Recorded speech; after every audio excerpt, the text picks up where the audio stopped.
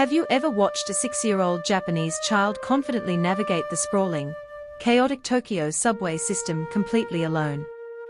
They carry their tiny backpacks, expertly switch trains, and walk through crowded streets without a parent in sight. To a Western observer, this level of independence in such a young child seems terrifying. It borders on unimaginable. Yet, in Japan, it is entirely normal. How is this possible?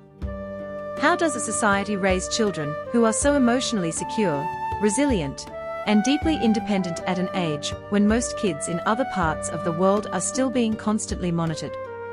The secret lies in a parenting philosophy that completely contradicts everything modern Western parenting teaches us about independence.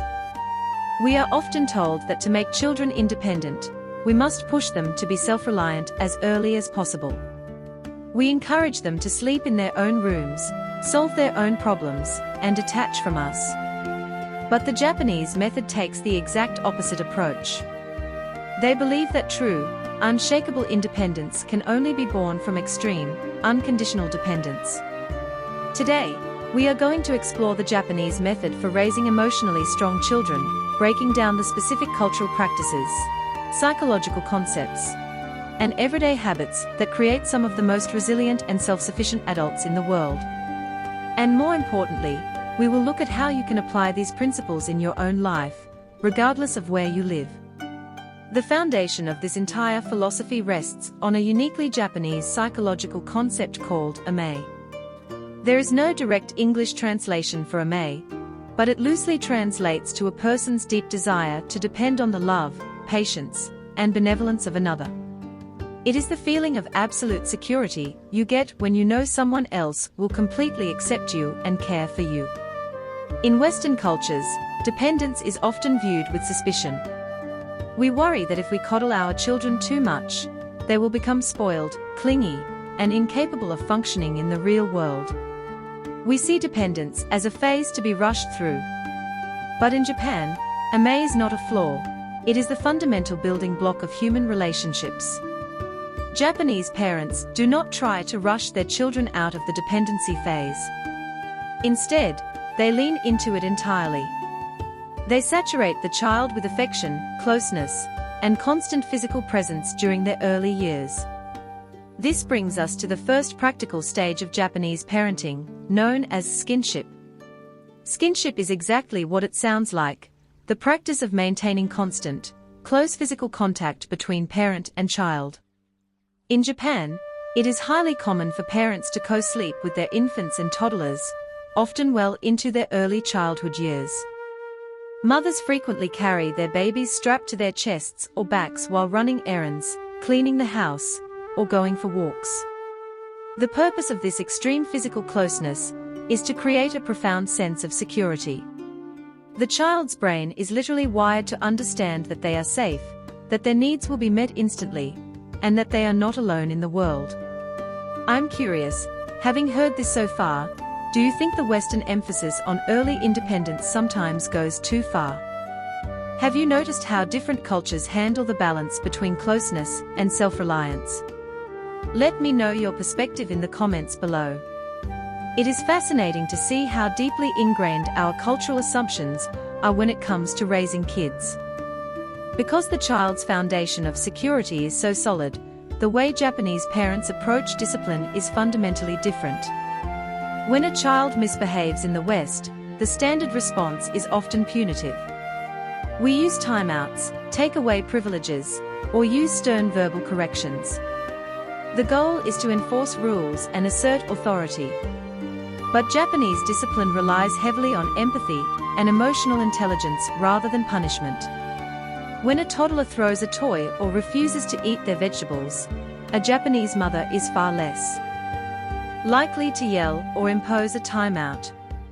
Instead, she will use a technique that focuses entirely on how the child's actions affect the feelings of others, and even the feelings of inanimate objects. If a child leaves a mess, a mother might say, "The room is crying because it is messy." If a child refuses to eat, she might say, "The farmer who grew these carrots would feel so sad if you didn't eat them." This might sound unusual to an outsider, but it serves a brilliant psychological purpose. It shifts the child's focus away from fear of punishment and toward a deep awareness of their impact on the world around them. They learn to regulate their behavior not because they are afraid of getting in trouble, but because they have developed a strong internal compass of empathy. If you are finding this shift in perspective helpful or insightful, please consider taking a second to like this video. It helps the channel immensely and allows us to keep exploring these deep psychological topics. This empathy-driven approach to discipline creates children who are highly emotionally intelligent. They understand that their actions have consequences that ripple outward. But how does this intense closeness and empathy translate into the fierce independence we see in those 6-year-olds on the subway? The answer lies in the transition. In Japan, early childhood, up to age 5 or 6, is considered a time of maximum indulgence and protection. The child is viewed almost as a divine gift, deserving of endless patience. But as the child enters school age, the expectations undergo a dramatic shift. Because the child has been given a completely secure emotional base through Amae and skinship, they do not feel anxious about stepping out into the world. They know they have a safe harbor to return to. This is when the community steps in to foster their independence. There is a famous Japanese television show called Hajime no Otsukai, which translates to My First Errand. The premise is simple. Parents send their toddlers, often as young as 2 or 3 years old, out into the neighborhood alone to buy groceries or deliver a package. Hidden cameras follow the children as they navigate streets, crosswalks, and interact with shopkeepers.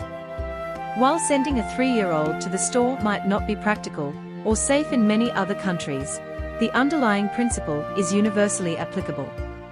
Japanese parents trust their children to take on real responsibilities. They step back and allow the child to face manageable challenges. And crucially, the entire community acts as a safety net. Shopkeepers, bus drivers, and neighbors all keep a subtle, watchful eye on the children. Independence in Japan is not about the individual conquering the world alone. It is about the individual learning how to navigate the world while being supported by the collective. At what age do you think it is appropriate to give a child their first real, solo responsibility, like walking to the store or taking public transit? Drop your thoughts in the comments. It is a debate that every parent struggles with, and the answers vary wildly depending on where you live. As the child grows older, they are introduced to 2 more critical cultural concepts that solidify their emotional strength: shogunai and gamen. Shogunai translates to "it cannot be helped." It is a philosophy of acceptance. When bad things happen, a sudden rainstorm, a failed test, a missed train, the Japanese response is often shogunai. It is not a phrase of defeat or pessimism, rather, it is a profound tool for emotional regulation. It teaches children not to waste their emotional energy complaining about circumstances beyond their control.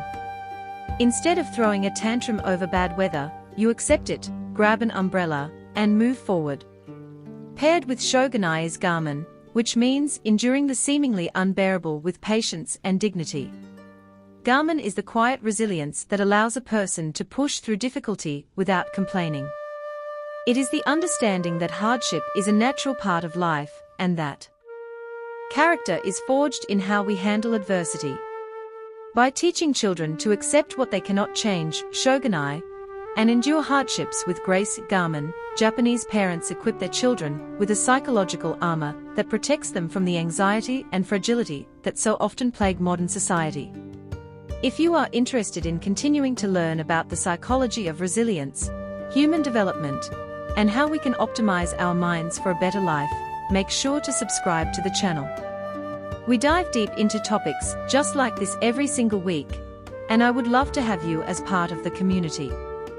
So, how can we apply the Japanese method in a society that doesn't have the same built-in community support or cultural norms? First, we can rethink our timeline for independence. We do not need to push our children away to make them strong. We can lean into the dependency of the early years, offering abundant physical affection, co-sleeping if it works for your family, and creating an unshakable foundation of security. When a child's emotional cup is completely full, they will naturally want to explore the world on their own. Second, we can shift our discipline from punishment to empathy. Instead of isolating a child when they misbehave, we can connect with them. We can explain the emotional consequences of their actions and help them develop an internal compass rather than an external fear of authority. Finally, we can give them real, meaningful responsibilities as they grow, trusting them to navigate manageable risks. We can teach them the quiet power of acceptance, that not everything will go their way, and that is okay. We can teach them to endure difficulty with dignity. Raising emotionally strong children does not require us to harden them against the world. It requires us to soften the world for them early on, so they have the strength to face it later. The Japanese method reminds us that independence is not the absence of connection, it is the ultimate result of it. By giving our children absolute security, profound empathy, and the freedom to take on the world, we give them the greatest gift of all, the emotional strength to stand entirely on their own.